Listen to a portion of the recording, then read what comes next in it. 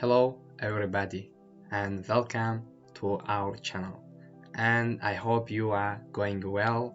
امیدوارم حال همه شما خوب باشد و در این درس در این ویدیو 3 لغت نو را می‌آموزیم با حداقل تلفظش. خب سر میکنیم، آغاز میکنیم. face face روی face. head سر head سر. forehead پیشانی. eye چشم. eyes چشم ها. eyebrow ابرو خاش. eyelash میژگان میجه یعنی میجه. hair موی. خب دوستان موی hair نه تنها موی سر می باشد بلکه تمام موی انسان یعنی در هر جای باشد. مثلا hair of hand, hair of leg, hair of dogs. مثلا در همه چی میتونیم hair خب با یک ترجمه دیگهش پشم مثلا hair. ear گوش. nose بینی.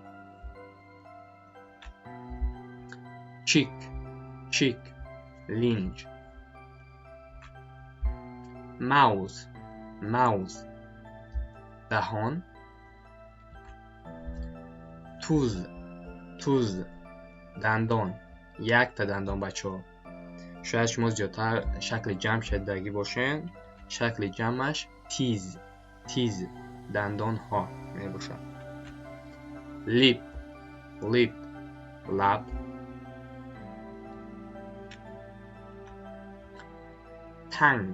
tongue زبان.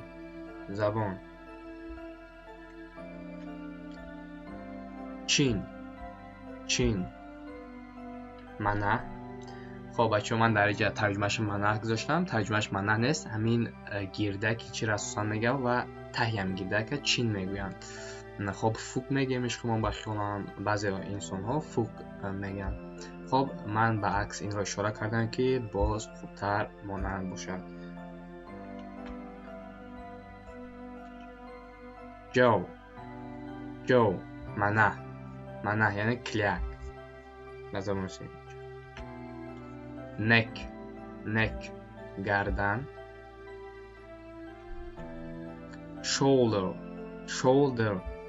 کتف. hand دست. elbow اورنج دست. nail ناخن. خب nail دوستان دو ترجمه دارد.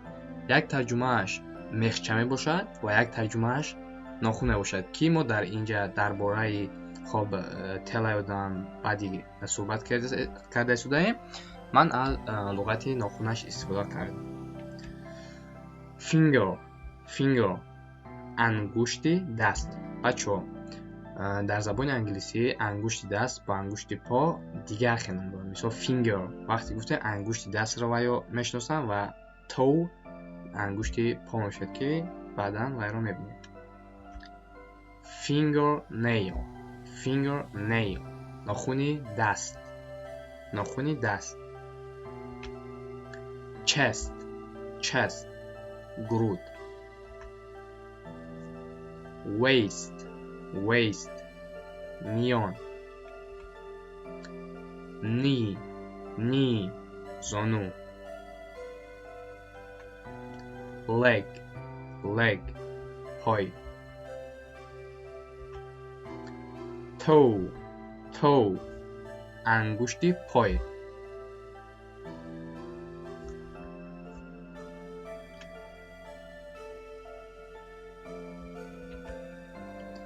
and thank you for watching and goodbye for now.